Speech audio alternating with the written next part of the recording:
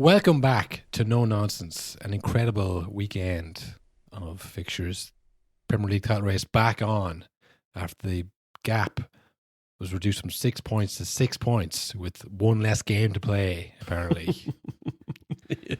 But I guess it's the way they won it or whatever. I don't know. We were not around last week. As you all know, the files were released. And we got word that a certain two broadcasters, entertainers, national treasures may or may not be in the files. And we weren't told whether they would be redacted or not. So kind of they'll be in there. So yeah, as you know, the redacting, sometimes they flip what type of person needs to be redacted. Is it the people doing it? Is it the people it's happening to? Well, from the unredacted files, they never mentioned any names. It was like, person A, age 10. They didn't actually name anybody. I don't think they cared what the name was. The redacted files were almost certainly, the redacted names were almost certainly the accused rather than the accusers. But yeah, we had to have a look because we weren't sure if the names were going to be redacted or not redacted. And after we spent the week doing it, we double and triple checked. But after much searching, we did not find the names of Ant and Dec in the files. Well, not clearly in there, anyways. In this batch, maybe the next time. And Dec will be in the files, but we had to take the week off just to make sure because they'll get theirs eventually. They'll get what's coming to them. Well, see, it could be a Diddy situation. I've seen lots of people saying, like, can't believe Diddy's not in the files. Like, he's got his own files. He's got like separate filing system. He doesn't need to interact with him. I've got all my own stuff. It's the hard drives. This is the epitome of check the hard drive, and this is what they found. It was all these emails on the hard drive that he deleted, I'm sure. But we're still there. Like, Diddy has his own hard drives. Well, maybe he does. Yeah. Maybe not now. Maybe he's made his call from the person going, burn them. Burn it all. Yeah, tough to watch the football over the week or like focus on the football playing. Yeah. All of literally, this is the ongoing joke in the last 2 weeks, is like, all of the conspiracies were right. Yeah. All of them. They're literally all bang on. The craziest guy he was right all along. He didn't even know that. He didn't believe it. Well, look, I was thinking about that guy or that archetype a lot this week.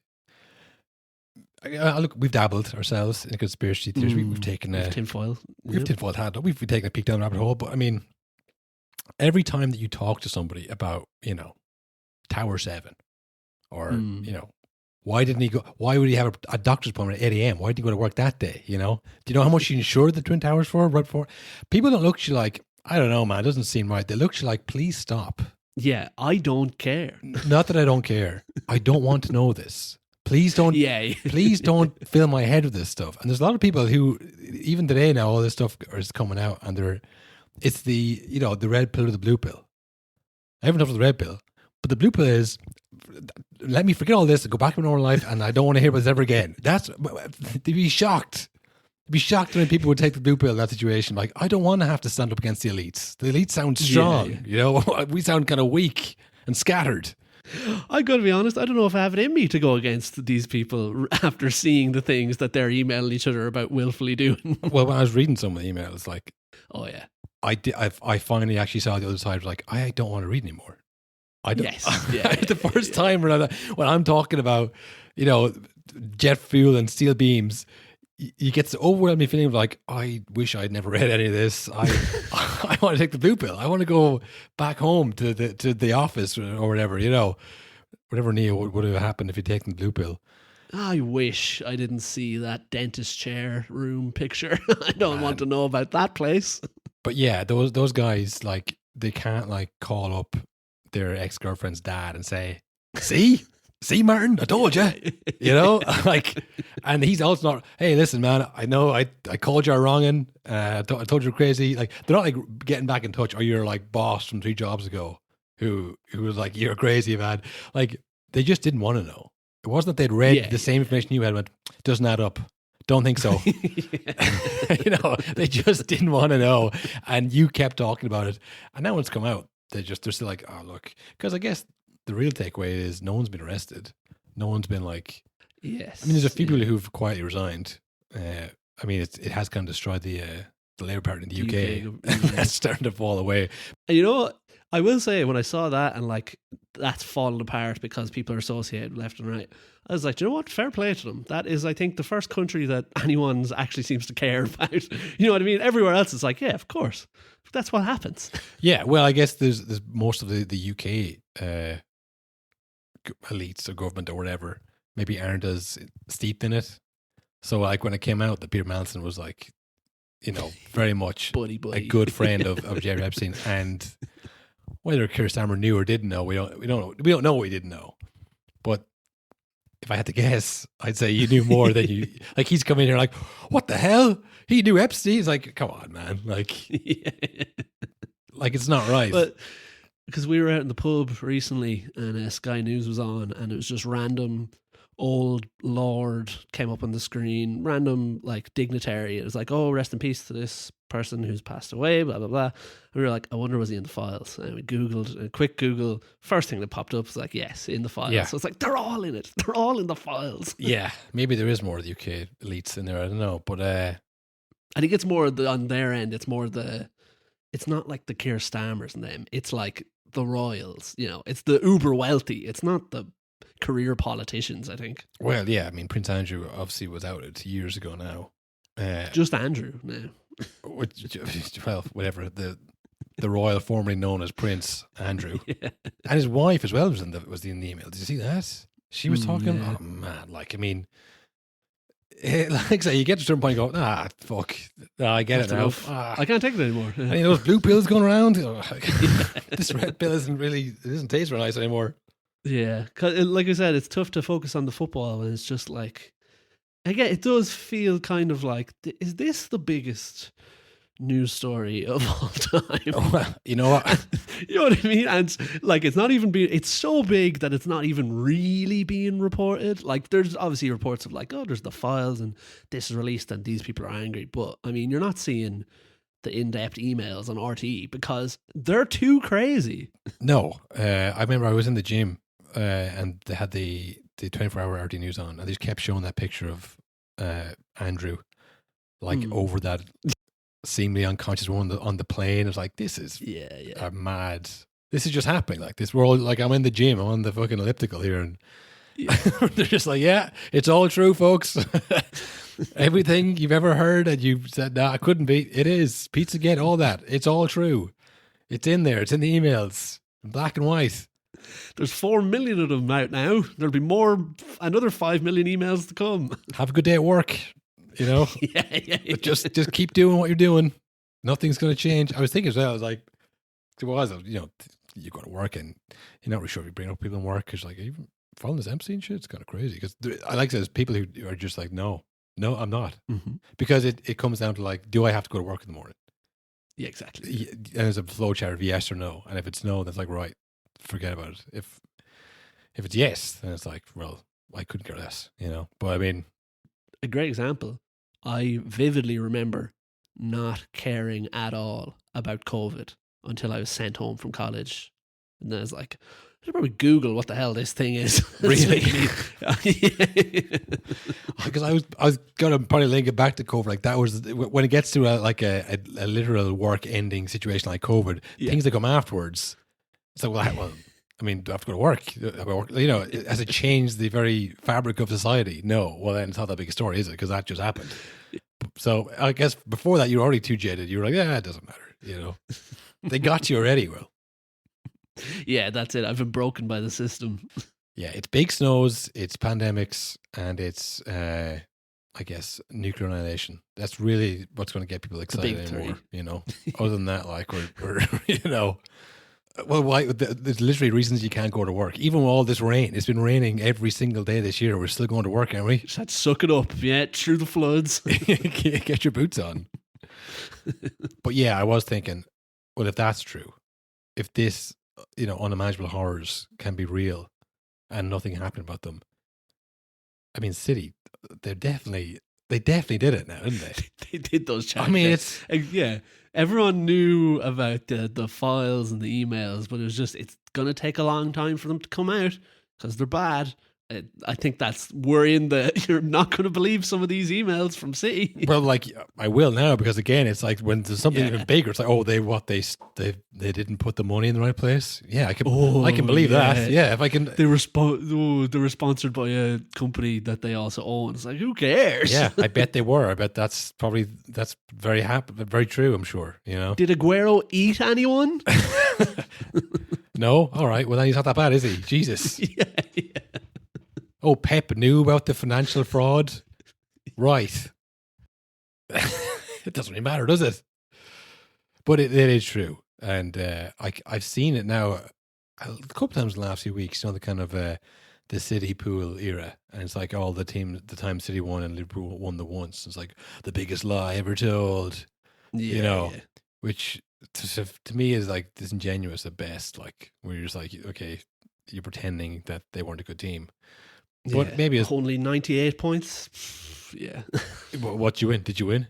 Sorry, did you win the game? Did you win the league? It's like whatever, But yeah, I saw that come up again. I just thought it's strange that people talking about these things. The massive cloud hanging over it. You're posting like City's 18, 19 wins. Like, well, I wouldn't be bragging about that just right now. Again, the fact that Pep himself seems to be like, whatever, I'm kind of done with this, and he's just talking really openly. No, he always has talked about like Gaza and stuff, but yeah, I think we missed this a week or two ago, where he's basically dedicated an entire post-match press conference to calling out all of the horrors in the world, just because he's like, look, while I have a platform, while I'm getting post-match interviews here, I might as well say something. So I would imagine he knows it's probably not long for the Premier League. The best thing that after that rant that he had, and rant seems kind of, again, I'm not trying to go at him, just he did talk kind of uninterrupted for a while about Gaza and Sudan and what was going on in America with the protests that were killed. Like, anything that was happening, he was like, how can you watch this and not, feel a certain type of way about it? He kind of gave out the journalists for, why haven't you asked me before about this? Why, he said, maybe you're not allowed, maybe your companies don't let you. It was like, he was getting deep into it. Maybe he's reading the files as well. I don't know. Yeah. But afterwards, he kind of ended. People were kind of like, wow, that was kind of really poignant and stunning. And the press after goes, oh, this guy has a question. It's like, yeah, what's Diaz? Is he going to be fit? I wanted to ask that before you had the speech, but I thought, you know what? I got to fill my paper. I got to fill my column. So, any update? No. All right. Stick to football, as Gary Neville would say. Yeah. It's funny though, because I mean, since then it does feel like the shackles are kind of off him. Or like in the last few months, it just feels like there was 1 week where it felt like old Pep is back. He's like, you don't win the league in November and now we'll show. But then they lost like a week later, and then it's kind of back to like, all right, whatever, I actually don't care. Yeah. Up until this week, where they had that last minute kind of chaos against Liverpool, it did seem like, oh yeah, they're out. And I think it was Bernardo Silva was saying, oh, I thought we were done. I thought this was over. Once that goal, it's like, well, we're not going to win this game. Then it did kind of feel like that, where it's like, this is going to be kind of not that it mathematically was undoable for it to turn around, but just the kind of the feeling of like, they don't care enough, they don't want this, Pep doesn't want this, he's talking about other things, he's not 100% focused on this. But the way they won, the way they did against Liverpool, it did show, okay, they do care, they are still trying, they haven't kind of given up, they're not thinking about who's going to be the next manager, they are still playing. So even though it is still 6 points and there's less games, there seems to be a bit of a shift. Now look, there's games happening right now, I'm pretty sure. There's games happening all day, every day this week. It's the favorite time of year for the Premier League, and probably I would say the worst time of the year for the podcast. It's impossible. I think City play first. They play tomorrow. They play Fulham at 7:30, and Arsenal play Brentford. Tough one away to Keith Andrews Brentford. So in theory, Man City could be within 3 points, and then if Arsenal were to lose, then it's game on. And there's a lot of ifs and buts there, and it's doing a lot of heavy lifting. And I was looking up the kind of records that they had in terms of when they won the league. I think it was 2 years ago when they won the league last. City, they had 7 draws and 3 losses, and this year they have 5 losses and 5 draws. Now, I think the year before that, when they won, they had 5 losses and 5 draws, and they won the league. So if they don't win, if they win every single game from now on, they'll equal that record, which would be kind of league winning form. But that one, when they lost and drew 5 2 years ago, they drew and lost the last 2 games. So really, it was kind of 4-4. They're done. Yeah, you know what I mean. So like, they're not really on track for like a title winning season. No, and even I saw, I'm sure you saw this as well, a lot of Arsenal fans after that Liverpool game being like, oh, Liverpool, like typical, I'll never forgive them for this. I saw one of our friends say like, that. I was like, okay. I saw it online as well. No, right. That's why I saw one of my friends say that. But like that way of thinking is like, see, you're going to lose probably next week. If not that, they'll lose the week after. They're losing all the time. Yeah, it's the same as when you look at Arsenal. I've seen a lot of people going, oh, well, Arsenal is going to have a big wobble before this is out, you know, because you're thinking of the previous 3 seasons, I guess, where they've done that. But you're also doing the reverse on City, thinking, well, they're going to go on a run now. I just said that, what if they won every single game from now and the end of the season, which, you know, it's not likely. But there's people thinking that, like, well, yeah, they've got on runs before. I was like, yeah, but not Kevin De Bruyne. Better teams before, yeah, exactly. When they had John Stones, when they had fucking Aguero, they went on runs. But like, I know, okay, Haaland's better than Aguero, whatever you want to say, but I mean, Haaland had some chances in that game against Liverpool, and he fluffed his lines big time. And I know, again, you look at the record, and it's like he's still a goal a game, but he started like a house on fire. It's completely fallen off. I think that was his first goal this season, or this calendar year, this season. So like, you know, he isn't playing with complete confidence. This isn't like City coming into the game. I mean, Foden, who was player of the year 2 years ago, starts to give him the bench. You know, Semenyo just completely taking his job. It's like, it's not like the all the experiences that he have, but they're not using all of that as well. So I mean, yeah, I could see City losing another game, draw another 2. It's just it's Arsenal now. It's up to them. And when I look at the 2 teams, it's like I do generally think Arsenal's the best team in the league. I don't think they were last year. I think Liverpool player for player were better than them.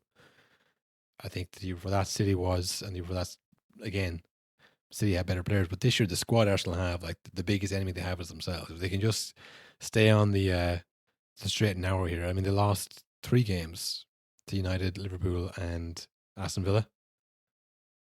So it doesn't mean anybody to say, well, they shouldn't lose that game. You know, they've all been kind of teams going Fair well enough, or good yeah. teams, you know. So, yeah, I think it's setting up. It's kind of like Arsenal need to bottle it, or City going to go on a thing. But I think they're 2 different teams. It's the same 2 clubs, obviously, but I think it's not the same 2 teams we're used to. No, and like, even the big thing coming into this season was like, Arsenal need a striker. They need someone who's going to score 20 goals. Like, that's all they're missing. And Gyökeres came in, and he wasn't really that guy. Wasn't that incredible. But now he's coming off the bench, and he's getting a goal here and there. And it's like, that's actually all they needed, really. They didn't even really need the superstar striker. They just needed like another body to come on when players are tired. Well, that's it. I think that's the whole thing this year. It's bodies. It's like, is Rice better than Rodri? I mean, it's debatable either way. But I mean, is Rice and Marino better than Rodri? Yeah, probably over the course of the season. I mean, you know, fresh legs. Is Odegaard better than Szoboszlai? No, but is Odegaard and Eze better than Szoboszlai? Well, yes. You know, like, I think all the attackers have like an average 5 goals, but there's like 5 of them with 5 goals. So there's your 25 goals. Exactly. You know, like it's all just spreading out the load between the entire team. Saying, look, we don't have to have the best players. We don't have to have, because there's so much money in the league, and like, you look at Newcastle and they spend probably like $1 billion between transfers and wages and everything else, and they're like, you know, mid-table. They're probably like 3 or 4 billion away still to get up to that. yeah. Plus another, like, what was it, 2022 that they took over? It's been 3 years. 4 years? It's around that, yeah. So like 4 years, $1 billion spent, like they're miles away. You know, Yeah. so you can't just like get all the best players. There's too many. Like, you're never gonna have the best player in every position. But if you just can spread out the squad, you'll have a much better chance of competing with the likes of City and Liverpool, I think. Yeah, because we've always say, and like the big thing is always, there's so many games. Again, there's games on every day this week. There was Carabao Cup last week. There's Champions League, etc., etc. I really noticed that this season, obviously United are only in the Premier League.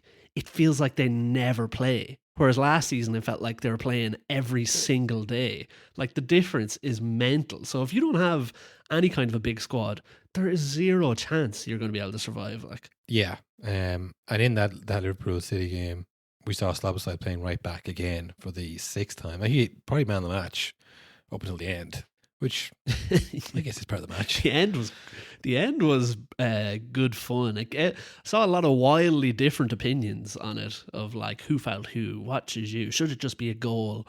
I don't know if you saw Gary Neville saying like, "Oh, Killjoy, you've ruined it. You've ruined the moment." There's a smell of the game. There's a smell of it. I was watching this game in Birmingham, last minute Nice. weekend trip to Birmingham. And I was a little bit scared to watch in a pub. I won't lie to you. We don't know enough about the Premier League to know where we should and shouldn't be watching teams. Oi, where are you from, mate? Yeah. Who do you support? I know he's London next to in Birmingham, so I can't do it. Think of an angry, mean Jack Grealish saying, "Who you support?" I do Arsenal, Bohemians. Are you in the IRA? I'm just thinking of the lads who were Celtic or Rangers. yeah. Just think of those lads who were Hasses in Amsterdam. Were they asking you, were you in the IRA or something like that? Yeah, that was every time was, where are you from? Ireland. Are you in the IRA? Kind of said jokingly, but more so like, I hate you. And then the other question immediately was Celtic or Rangers. And the answer was always, I don't care. Yeah. No one cares. Yeah, so I was waiting around for a flight like 10 o'clock at night. So I was like, right, watch the game in the pub. But I wasn't. There was like, I was looking up sports bars, and it was like the old Sly and Fox and stuff like that. And it was like the Swan and Pedo, whatever the fuck. And yeah, the rusty name. I was like, oh, I don't know what this. But then there's a place called Toka Social, and it was like, yeah, they've got arcade machines and bowling and stuff. Yeah. They had big lanes, big alleys with like projected screens on it. And it was like interactive games like zombie football. So you had to kick the ball at zombies coming towards you and stuff. And of course, it was like for kids or for stags, and a big bar in the middle, you know. So I was watching the game. I had a pretty decent seat, but it was like, you know, the bombing of Birmingham going around me like boom, boom, boom, boom. Yeah. Until about maybe the second half, people started to come over and watch the game. I guess the dads or whatever. And there was a guy who was a big Liverpool fan, and he was giving tons of views to Gahey. That was good. Boo and Gahey. A lot of the fans get a lot of stick in the Premier League, or football fans. Just they're like cavemen, you know. It's like so ignorant and stuff. The creativity and just thinking outside the box to be like, we should boo him. He was going to come here. I wouldn't even think to boo him if I was at that game. This guy was raging because every time that Gahey blocked the ball, he was like, "You fucking prick! You should be playing for us." He literally shouted that out around like in a pizza planet around kids. Yeah. He's like, "Listen, man, I'm trying to drink my €7 beer. Can you just relax here? Okay, I have a podcast to do about this in a few days, so just cool it. Keep it up, you'll get a mention." And here we are. No, he came over and said, "Can I have the seat next to you? Because you're sitting at a table with 3 seats and there's only you." I went, yeah, go on, yeah. So I didn't give him a piece of my mind. You can have mine. I'll stand. No, I kept my seat. I have some dignity, you know. I had all my bags with me as well, so I had all my bags on the seat. So the one seat I wasn't using, he took. But yeah, it was a mad game. The two main moments is the Slabside goal, obviously, / Slabside celebration. Which, I mean, you're a hostage of fortune when you start doing stuff like that in this age of short form video. I mean, he seems to do this kind of thing a lot, where it's like his celebrations, I know it's the heat of the moment, but he does do a lot of stuff that is instantly throwbackable. It does seem to hurt him. Yeah. I mean, the free kick was unbelievable, to be fair. Unbelievable. Yeah. I mean, not unbelievable, I guess, because he did it this season against Arsenal, but really good. Maybe unbelievable. Cool. You know, what's unbelievable is the Epstein files. No, okay, but we're moving on. We're moving on. No one wants to hear about that anymore. Blue pill. Sorry.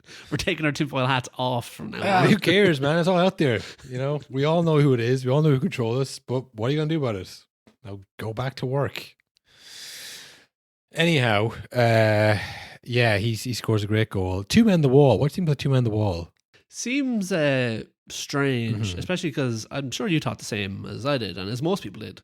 Like, he's probably going to score this. He does it all the time.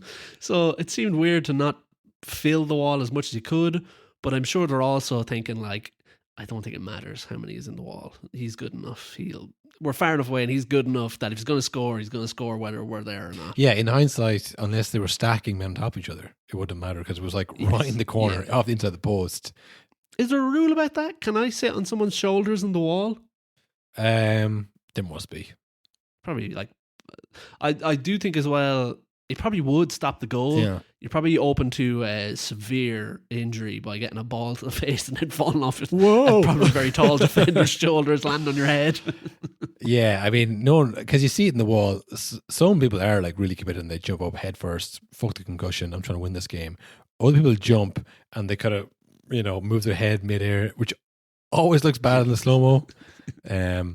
So I don't know. Remember the all-time great? We've talked about loads. Pogba slapping the ball away because it was coming right at him. Do you know who kicked that free kick, Will? Who kicked that free kick? Declan Rice, for West Ham. Wow, really? I saw the clip again and I was like, that's mad. That's such a weird little, like, Avengers Universe type crossover type thing. Like he takes free kicks for Arsenal and stuff, but you would never think he took them for West Ham. You think that's a new thing. Yeah, I mean, who knows what would have happened if Pogba hadn't blocked that ball with his hands. It's coming right at me. But yeah, it was an unbelievable free kick. He did a celebration. It was 1-0. I mean, City weren't really offering anything in that game as well. They were kind of like, this is done. And I get why Bernard still felt that way because, like, I don't think they care anymore. And I'm sure you've heard the 3 wins since 1953 in Anfield. I've heard it in even more interesting statistic to me, Will, because this guy is supposedly washed, not as good. He's off the pace massively. This is the first time the last 3 meetings between Liverpool and City that they've had Rodri, who I thought had a great game. Wow, yeah, that's mad. And they really did miss him. I guess he's back this season. Maybe he's, I don't know, growing into the season, as Pep would say. But definitely when they lost him to that injury, that was the kind of beginning of it's like, yeah, this team is done. They're not producing the same players anymore. You could go, Kevin. If we don't have Rodri, what's the fucking point of view anyway? Yeah. So now he's back and maybe in a bit of form and there's kind of, I don't know, a bit of momentum. But certainly in that game, it didn't seem like that. And I mean, what was the first goal they scored? Bernardo Silva scored in the 84th. Yeah, I guess Bernardo Silva looked like he kind of got the equaliser because again, like City weren't really, pressing them and offering much. And Liverpool had chances to win that game, to put that to bed. I mean, the Ekitike one, the 1-2 at Salah, that was a really bad one. They should have scored that one. But honestly, it typically does, but it doesn't feel like they're going to rue those missed chances. And they did. But sometimes it feels like, oh, they're definitely going to rue these chances, but not this time. Yeah. It felt like, no, they're going to win this 1-0. It's going to be over for City. I mean, whether Liverpool could have got back in the title race at that point, I don't know, but I mean, not anymore. And then, I mean, the big goal, which I think it actually points more to as well not how bad, but just how un-City-like they are. That goal of Shirky just sees the keeper's off his line, he kind of just bog toes it and it rolls slowly, and then Haaland, it's obviously like wrestling each other to the ball. Both pull each other down, but Haaland got pulled down first. The non-goal, yeah. I don't know if you saw the clip after the game of Haaland just talking on the pitch, like as he's going around to the players and the cameraman's there. He goes up to, it might be Gahey or someone, and he goes, why didn't Sharky pass it to me? Yeah. Which is like, when you look, it's like, that is the type of thing that a few seasons ago, you're benched, mate. You're not doing the Pep thing. You made a bad decision. Whereas now it's like, who cares? We got a goal out of it, even though it was like a mad... Well, they didn't get a goal out of it. It was a non-goal. Yes, so, I mean, maybe there will still be recriminations of that. Being like, in the film room, like, what are you doing here, pal? You going to score from here, are you? Yeah, I know you did, but I don't see. It says to be. Let me check. Hang on. Let me check the score here. Rian 2-1. Interesting, because Haaland got the penalty. He got the assist for the goal. So why are you giving it to him? I mean, yeah, I didn't see that initially. It did, but it did kind of seem like, say, unseen, like it wasn't controlled. I don't think that, like, say, this is the City teams of old where they kind of suffocated teams to death. Death by 1,000 passes, complete control. That's the last time you saw a cutback. Yeah. It's been ages. Like, Alisson off his line, trying to get it, like, for the last 90 seconds of the game, staying up there trying to get a goal, and then they like squirt one over the line. But yeah, I mean, that is probably the most interesting part of the game was the non-goal goal. A lot of talk about it. Like I said, Gary Neville smelled the game. I would say actually at the penalty when it was going 2-1, that's when the Liverpool fans were performatively getting up, put on the coach, like, nah, fuck this. Yeah, game's gone. Yeah. I don't know about you, but when it went to the VAR and they were going through all the things, I thought, well, this is going to be a red card and that's not a goal. Because that's always how it works. They goes red card first and then goal after, like if in the order of events. Yeah, a lot of amateur rule guys online about this. We broke out the book before. We have, but I don't really feel the need for this time. Well, I think it's pretty open and shut in terms of the rules, and I also think with VAR, referees don't make the easiest of decisions. So if it's anyways, like this is way above modern day referees' pay grade. Yeah. You know, leave this to the guys in the film room, and if maybe they'll throw back to me, so I have to be ready. You know, but refereeing this referee in this day and age is basically just throwing the ball back and forth, trying to, shirk responsibility, give it to some other ref. Maybe some other ref can make the call. So when this happens, like, well, he's definitely not going to call this. There's no chance that he's going to do this. I'd say the Liverpool fans who've been leaving since the penalty with their coats on and like trying to show Slot how angry they were still standing around. And I think everyone's kind of just in utter confusion. It's like, what's the ruling here? Now, afterwards, people were like, oh, he ruined that, obvious thing in the world. But I do think at the time it was quite strange. It was like, well, they both pulled each other. Because you didn't know which one they were looking at. There was the exact same incident happened twice. Yeah. And it was like Szoboszlai did to Haaland, then Haaland did to Szoboszlai. Exact same thing. So it was like, which do they want to look at more? But it was whatever was first, and happened to be Szoboszlai. I did think as well, even if the VAR call what didn't happen, or it just happened exactly how it did and ref didn't come in at all, I did think like Szoboszlai, what did you think was going to happen? Like, because he wrestles Haaland to the ground, but the ball is quickly rolling towards the goal, so it's like, right, you've stopped Haaland, but the ball's still going. You can't do both. Yeah, I think both of them were pretty I think, they say frustration. They put a lot of things out like a really bad, horrendous tackle. That's just frustration. The results, like, that's a fucking dog act, what that is. And that's just someone being kind of a bad loser. This was like, Szoboszlai was running as fast as he could, and then Haaland steamed past him. Yeah. He knew the game was over. He knew Haaland was going to score again. Apparently they're good friends from their days at Salzburg. Oh. I heard that during the week and saw lots of clips of them, and they're good friends off the pitch. So it was kind of like, fuck this. Like, I'll take a red card. I don't think he even thought about that. I think he was like, this guy, he's going to score a goal, 3-1, that's the season over. And he just went, no, like, and he pulled him back into like kind of no, don't do that. And then he's like, well, I'm just going to kick the ball away anyways. And Haaland was like, well, I was about to fucking get another goal here, so I'm going to pull you back. Yeah. both of them kind of very stupid, because if Haaland had like just let himself be pulled back, sat on the ground, hands up, looking at Szoboszlai wasn't get that ball. And when he did pull Szoboszlai back, Szoboszlai kind of dived a bit, like, oh, I was pulled back, that's why I couldn't get the ball. Yeah. But like if Haaland just went, all right, man, pull me back, the ball's going over the line anyways, it would be fine. And again, for Szoboszlai, it's like the game's over. Now you're sent off. Now he misses the game against Sunderland, I'm pretty sure. Yeah. I think that's the crux of the whole rule thing, where it's like, yes, this game didn't... It's a bigger punishment than the goal. Yeah, well, this game didn't happen in a vacuum. It isn't just a final against City. This is a league game, and there's repercussions for next week. So if you were a Sunderland fan watching that, say he doesn't get sent off, and he scores a free kick against you next week, you're like, well, what the fuck? Like, that's not right. He should be sent off. And if you just make up rules as you go along, eventually someone will go, well, what about the Szoboszlai one? He wasn't sent off. It's like, well, it was a bigger game, wasn't it? That was funnier. Well, he scored a goal. There was a goal, so he's a really good player. Listen, he's good for the league. Look, they knew each other at Salzburg. Yeah. It was just a bit of fun. They're mates. You wouldn't get it. They're mates. I mean, for City, do you think that they're in with a shout here, or is it going to be too much for them to do this time? No, I don't really think so. Again, like, I didn't feel like they hammered Liverpool around in that game. I was like, they were lucky to win it. And I think they'll lose. They could easily lose to Fulham this week, or like, do you know what I mean? They can lose any week to anyone So no, I don't see them win the league.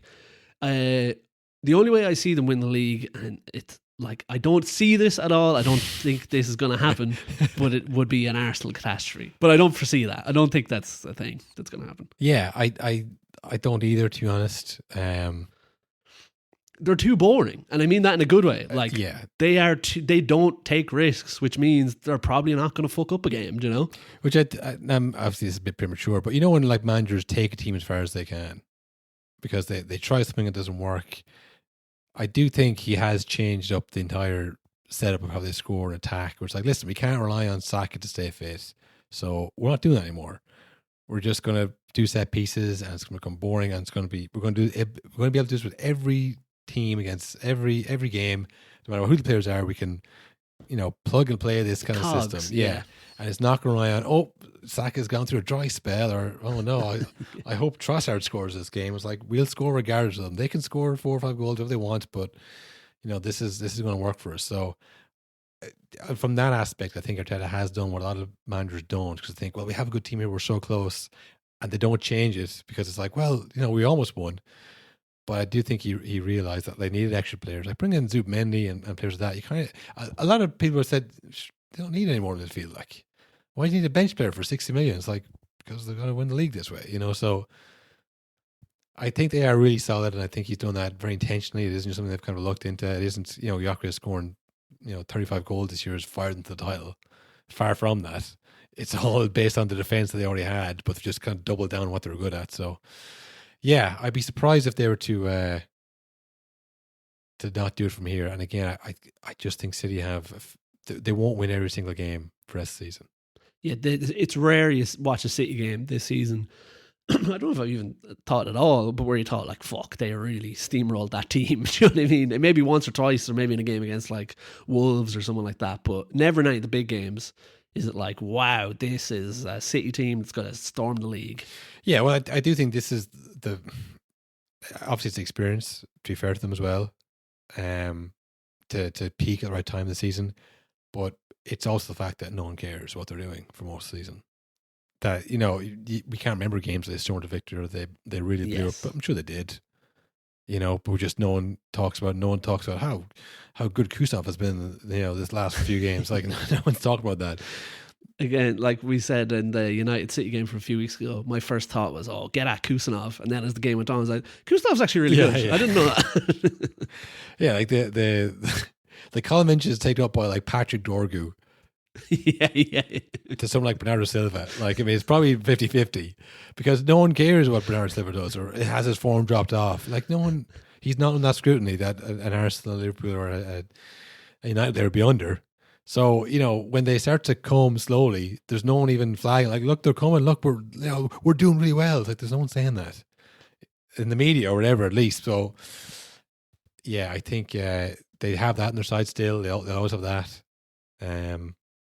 And they don't have any kind of history of bottling or mental weakness, so they won't get that thrown at them either. So they are still in a good position. And yeah, Haaland, like I said, was buzzing after the game, and he was saying, go to Gay, and yeah. I don't know if you saw them trying to push Pep Linders in front of the fans to. No, that's good. So they're feeling it, They're like, yeah. And maybe this game was just more. We never beat Liverpool in Anfield. Maybe this changes everything. Maybe this is it now. We're like, well, we've achieved that now. And, we've won the league countless times. That's all of our goals achieved. Yeah. Maybe just kind of a Liverpool game rather than this going to get us back in the league. I don't know. Time will tell, I suppose. By the time this comes out, we already know. I think they'll have played Fulham. Any breaking news from the past? Yeah, let's check quick check of the scores, and more importantly, quick check of the fantasy football. Fuck. Newcastle are 1-0 up against Tottenham. We'll get to them to finish the show, I'd say. That's a good segue. Everton 1-0 up against Bournemouth. Chelsea 1-0 up against Leeds. And huge game. 0-0 after 20 minutes. West Ham, Man United. Could be the haircut game, Cathal. Fuck. Sorry, man. I've got... Who scored? I've got Shaw on my bench. Fuck. He scored. Fuck. Man, I hate this game. Yeah, it drives me insane. Oh, man. Yeah, I heard on the radio today, headline on the hour every hour. Thomas Frank refuses to acknowledge. No, if Thomas Frank refuses to admit that Tottenham are in a relegation fight. Like, that is an outrageous headline on national radio. There's no way that's what happened. But like, it just kind of like, you know, Will Byrne is refusing to admit that it's light out. It's the daytime. As if it's a fact like as clear as day. You know what I mean? It's like, it can't be official, you know, because it's not a real thing. Like, a relegation fight isn't an official thing. It's just like, you know, statistically, probability. What are you going by? You know. And it's also that thing of like, look, this guy's so deluded. He won't even say they're fighting relegation. We all know they are. Or it's the opposite. Remember, who was it? Was it Moyes said United aren't too big for a relegation battle? Or was it a different manager who said it about a different big club? But you know what I mean? It's a case where if he said, yeah, look, if we're not careful, we could start sliding and anything can happen. Then that's equally as annoying. You know what I mean? That's going to be another headline. So you can't say anything there, really. But like, admitting, you know, implies guilt. It's like exactly. This is happening. He just won't admit it. It's like he can't. Won't admit. Well, it refuses to admit that they're in relegation battle. Everyone knows this. He's just lying. Breaking news: Thomas Frank shoves fingers in ears and says, "La la la la la." Yeah, essentially. Because I was saying that was the last week or last time we did the episode. It was like one of the first things he said was, "Look, one thing I can guarantee, we're going to lose games." Like, don't say that. Why are you saying that? You know, obviously everyone loses games every season. It's the only thing you can't guarantee. And I think I saw Liam Rosen saying the same thing. It's like, look, I can't guarantee success. Nobody can. It's like, well, plenty do, Liam. Plenty do. That's how you get people on board, generally. That's how you get big jobs, typically. You know, you lie to people and convince them. You lied, didn't you, Liam? You know, that's kind of what people do. But yeah, like, it's small club thinking. You know, people in, you know, quote unquote small clubs, they want, you know, realistic, you know, ambitions, because what they want is to, can we stay in this league? You know, can we get a few good days out? You know, and you go, yeah, we can. You go, that's good. You can, like, we're going to win the league in the next 5 years. You go, oh, he's a fucking spoofer. Oh no. Yeah. Oh no. Mental. He's a liar. He's a salesman and he doesn't know anything about football. Because if you know anything about football, you know that Chris Patterson aren't going to win the league. You know, or Brent's aren't going to win the league. Yeah. At Tottenham, now maybe you're closer to Chris Pass than you are Man City. You don't want to be reminded of that. You want to go to the next level. That's what they've always criticised Daniel Levy for. Not spending enough money. The stadium. You know, it was like, we have to get up to, and like I say, it's hard now than ever. But if you say, like, yeah, we're gonna lose games first and foremost, it's like, okay, then what? It's like, well, I can't guarantee anything after that. Thank you, good night. It's like, well, that gives me no hope. If I don't have hope as Tottenham fan, then like, what do I have? Yeah, and I feel for Thomas Frank, because I think it reminds me of Emery at Arsenal, where things are kind of going wrong. And because, look, English probably isn't his first language, and he's not the most charismatic man, it really does put like a spotlight on when he says things that sound a bit silly. He's not saying these things on purpose. He's not an idiot. Do you know what I mean? But it's just the way he's saying things is not sparking confidence. And it just, when you see a press conference from him, you see him saying things like, look, we're going to lose games, guarantee it. It just feels like, oh, you are so doomed, mate. And then, I mean, the thing from a few weeks ago where he's like, he's drinking out of an Arsenal cup because he's just because he's thinking like, he's either one, I don't care, it's just a cup, or two, I'm not aware enough to realize the small details. It's like, that's literally your job. There's so many details you're probably missing then week to week, and both those things are leaps. Do you know what I mean? It could just be he picked up a cup. That could be it. Yeah. You know. But, and I have seen clips of him when he was at Brentford, and he was quite like engaging and charismatic, and he was like, you know, winning the room or whatever. But I think it's the lack of, like I say, bullshit to him, and there's no salesman, there's no fakeness. He's 100% honest. Like, if it was me, Will, Ruben Amorim was similar as well. Well, he was a I don't know, I guess a kind of fundamentalist, you know, extremist. There will be a storm. We must suffer. I will burn this club to the ground before I change my ways. You know, like, what the hell is that? This is the worst club that's ever played in the history. Yeah, he was. I think he was I think he was a bit of a bullshitter too. I think when it's going against him, he started making stuff up a little bit too, you know, or maybe exaggerate a little bit. I think Thomas Frank, like when that thing with the Arsenal Cup came out, I 100%. Well, that's obviously AI, lads. I mean, think. Am I speaking to a room of I want to speak to a room full of journalists or a room full of children, toddlers with no brains? It's obviously AI. Think, you know. And I would have besmirched the name of the photographer. Deny. I would have paid him off. Yeah. That photographer's not allowed. He's kill that photographer again. By the way, have him killed. You know, that's what I would have gone down. But he was like, "Well, it's just a cup, lads." Oh, You know, I think so. Certain elements of the fans they want a bullshit. They want to kind of assist. They want to be kind of charmed. They want to think this guy could bring us to the top. You know. well, here's what I was thinking today. I think I saw that at this stage of the season, last season, Spurs were only 1 point ahead of where they are now under Ange Postecoglou, and we at the time felt like the only people saying like, is this just going to go on? Is he never going to get sacked? Why is no one caring about this? Because he was so cool. He was so charming that he could talk his way out of it every week. Yeah, I mean, there was a lot of looking at his shoes towards the end. That was when he knew it was over. That was different. There was, he was very charismatic when he was winning, and then there was, I think, again, like if you were a journalist, like I might get a headline of Thomas Frank. It's like you've got no chance. Because you ask him, it's like, oh well, they haven't beaten Arsenal for however many years in the Emirates. He's like, yeah, it's a long time. You're right. I agree with you. Like, fuck this guy, you know. It was like Andrew, like, here, hold this cup. yeah. But, or, you know, like, he just kind of break it down quite logically and go, well, I don't know, that's relevant, you know. But, I mean, look, you're right to ask questions as a free press. That's your right. And I respect your right to answer questions. Thank you. Like, all right. Whereas Ange says things like, look, mate, I'm a winner. I win everywhere I go and I'm going to win here. And you go, listen, oh, that's great. You're going to waste my time here, mate, asking questions like these. You know, and you go in this kind of a, you know, where's Frank go? I don't understand. I don't get, I don't see why that's a problem. I think, he needs to be a bit more kind of charismatic, especially when they're losing at this. Like, look, I mean, all that aside, if they're winning games, it wouldn't matter. Exactly, He'd be cerebral. He'd be, you know, great. I mean, Michael Carrick, for example, you know what I mean? Genius, yeah. Flat, just like his performance, or, you know, Michael Carrick's at the wheel, you know. I do think, though, I'm going to, a rare one for the pod, I'm going to do an absolute here, Cathal, out of nowhere. I think Thomas Frank, if Spurs lose today, will be sacked before the next episode of the pod. Because I saw that Spurs do not have a game for the next 12 days after today. That's perfect time. Yeah, I mean, it's not the worst shout, but I do think fourth best team in Europe must count for something.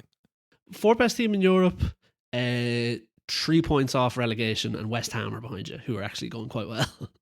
It's much more real a threat this year than last year when it was like, oh, Spurs and Man United might get relegated. There was like 5 teams behind them that were losing every week. This is like there's only one team behind you, and they're actually starting to win every week. I think there's a couple of teams behind them. Isn't there? I think Wolves and Burnley are kind of cut adrift. Wolves and Burnley are gone. I think if Spurs lose today, they're 3 points off the relegation. Yeah. I mean, look, it's possible. Yeah, so they've got Leeds and Nottingham Forest behind them. Yeah. Sean Dyche's Nottingham Forest. Sean Dyche's Nottingham Forest are not leaving that position. They're not leaving 17th. That's where they will finish. Yeah. So you're either going to dip below Nottingham Forest or you're going to finish ahead of them, yeah. And Leeds as well. I mean, Leeds are kind of, they're an all right team. But I mean, I don't know. I just feel, I mean, it's crazy how much like last season it is. They went the complete opposite way with a no bullshit manager, you know, knows the league. And here we are again, about to win in Europe and almost get relegated.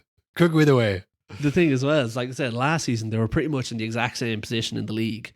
But you could tell why. Because you're like, you watch every week. It's like, yeah, it's because Ange's mental style of play. It's stupid. It's not going to work. Yeah. Whereas like, I couldn't even tell you what the problem is at Spurs. I just know they're bad when I watch them. I don't know why, but I know they're bad.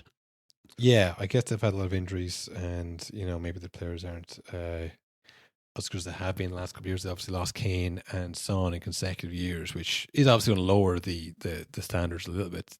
But yeah, I don't know. I think it'd be harsh all the same. It doesn't help when you've got your your captain as well, coming out midweek saying it's a disgrace that there's only 11 fit players for the next game, that the club didn't sign anyone, and joke club, all this, said all this on his Instagram. Then he gets immediately red carded in the next game. He's out for 4 games now. 4 games without your captain in a relegation scrap. Yeah, and it wasn't even like a debatable one. It was like, oh, that's a red. Yeah, Very he went dangerous. right through him. He got angry, yeah. Yeah, he's angry with the transfer still, is he? Ah, damn Levy, I guess. Or was it Levy? Who's in charge now? Who do we blame now? Yeah, I mean, on Man United, Will, just a quick one. I was looking up just for the hell of it, you know, if Man United would win every single game forever, which I don't know why they wouldn't. With More with likely than Mark Man Gallagher. City, I feel. I think so. They would finish on 83 points. Ooh, cutting it close. Do you know what the average winning points total for a Premier League champion is? Ever or in the last few years? I'd imagine it Well, blew up. I didn't do the last few years, which probably would have been more pertinent, but I did that ever. 86, maybe. 81.3. So It's over that. There's a chance. There's a chance. If Man United don't stop winning, This is like the Opta supercomputer. you don't hear much from the supercomputer anymore, do you? Because it's never been right, ever. It's never once has someone posted like, wow, here's what the Opta supercomputer predicted at the start of the league. 20 out of 20 teams right. It's always completely wrong. Yeah, I've never seen one where wow, it got it right this year. Yeah, never. So maybe they just... And that's an easy post. I mean, if you're looking for content, check the supercomputer at the start of the season or at the end of the season. Yeah. It was the kind of like September, like not any games happening yet. Still a couple more weeks till the games start. Like Optus Supercomputers said something. Crystal Palace will finish 12th. Like, is there even a computer? Is it just some guy writing down the names here trying to rage bait people? What is this? Well, yeah, I mean, will they win every game until the end of the season? No. Will they win most of them? Yes. It feels like. Yeah. They haven't been going well. And like I said, this is the 5th, the pressure game. Huge. This is where they crumbled earlier in the season. Once the talk of the haircut came up. But I feel like I see the haircut guy less and less. I think Man United fans really don't like the haircut guy, by the way. I think there's a certain amount of fans who feel like it. There was at one point there where I think they won 3 games in a row. And they drew maybe 2. They won 2 games and drew the 3rd. Something like that. And then your man was like, well, back to start. And people were like, this is a good thing. Stop belittling the team, you know. And then they lost like the next 4 ever. It was like, this is your fault, haircut guy. Yeah. Well, he's just, it's funny because like you think of like Jose Mourinho. The main thing I remember from him is Pogba. The main thing I remember from Ten Hag is Wout Weghorst. The main thing I know about Ruben Amorim is the haircut guy. That's what I'm tied to him. No, we were over this. Every post-Ferguson manager has the player you think of. Dave Moyes, Fellaini. Yes, Fellaini, 100%. Van Gaal. The Schmidfield.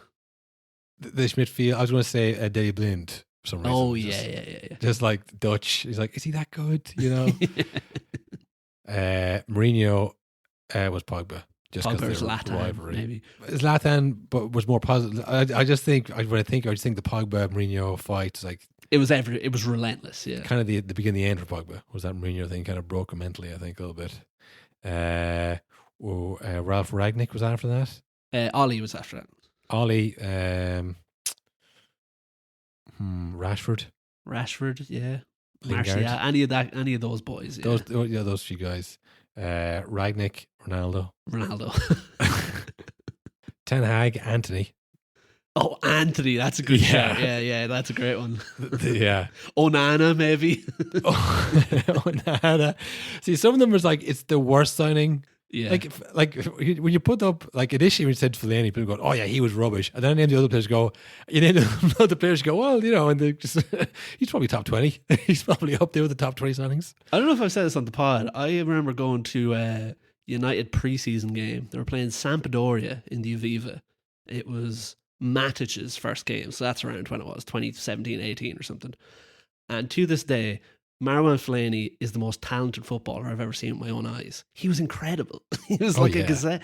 Like he could take the ball down from anywhere. He could do it all, and he was so huge. Oh yeah, there was just a bit of a kind of a immediate pylon, I guess. That was like, this guy sucks. He's not good enough for United. You know, Yeah, couldn't he got lace Roy booed Keane's at Old boots. Trafford as well. Yeah. He was like the old Maguire. Yeah. Yeah, exactly. There's always someone when it's not going well. It's like, well, we need somebody to kind of sacrifice for this. But yeah, and then that brings us today. I mean, it's Amran. Who's Amran's guy? I guess Garnacho. That's what I mean. I like it's the haircut guy. It's Garnacho. He had the falling out. He got rid of Garnacho so quick though. It was just over. Dorgu maybe. But he didn't play him much. I mean, Diogo Dallo. There's a lot of him. His cousin or whatever. Sometimes it's the most hated player. Sometimes it's just a player that you kind of associate with it. I mean, Ollie's probably the only person with a positive player association. But yeah, maybe it is the haircut guy for Amran, which would really kind of sum it up, wouldn't it? It's the first thing I think. Yeah. So yeah, I mean, look, that's the roundup from, I guess, the last 2 weeks. We wouldn't talk about the previous 2 weeks because it's kind of irrelevant now, you know, because who can keep up? Again, Arsenal went 9 points clear. Now they're potentially 3 points clear. How does that work? Yeah. They won all their games somehow. So yeah, I mean, there's games happening right now. We'll do one more breaking news in the past for the sake of it. Everton Bournemouth 1-1. Chelsea 2, Leeds 0.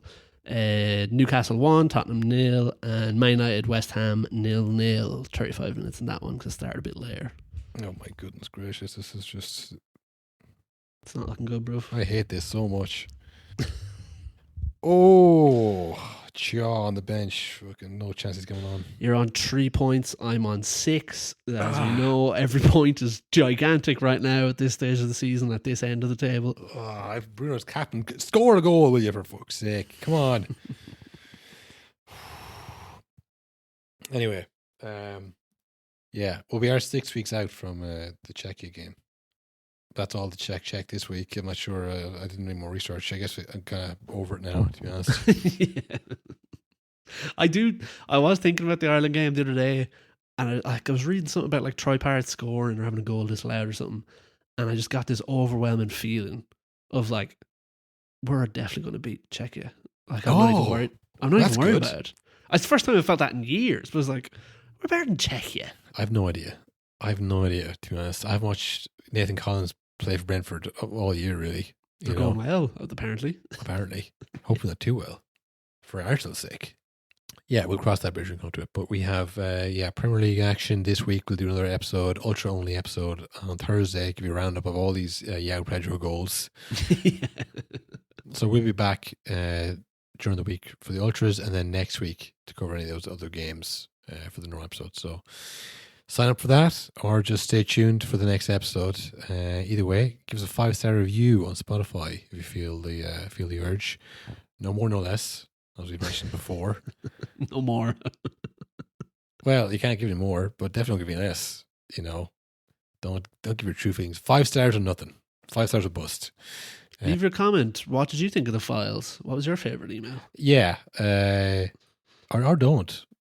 You know, I'm kind of filed out on this one.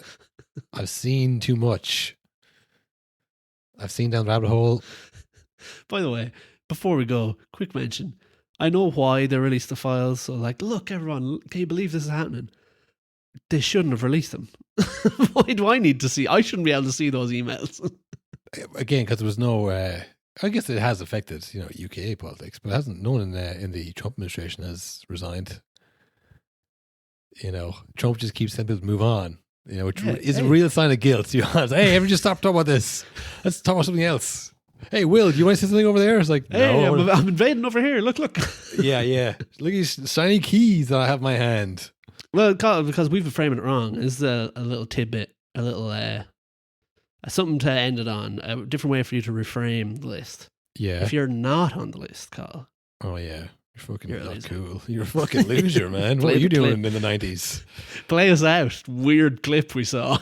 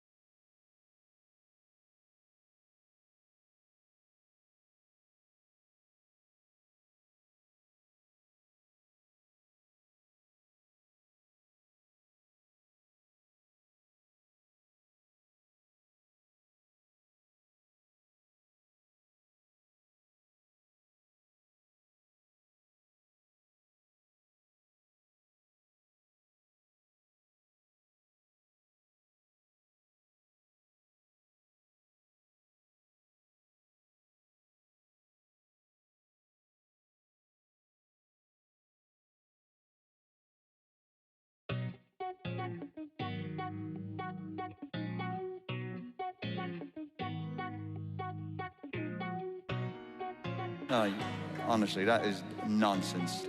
Nonsense. All nonsense. They say many garbage things. You don't know what you're going to get.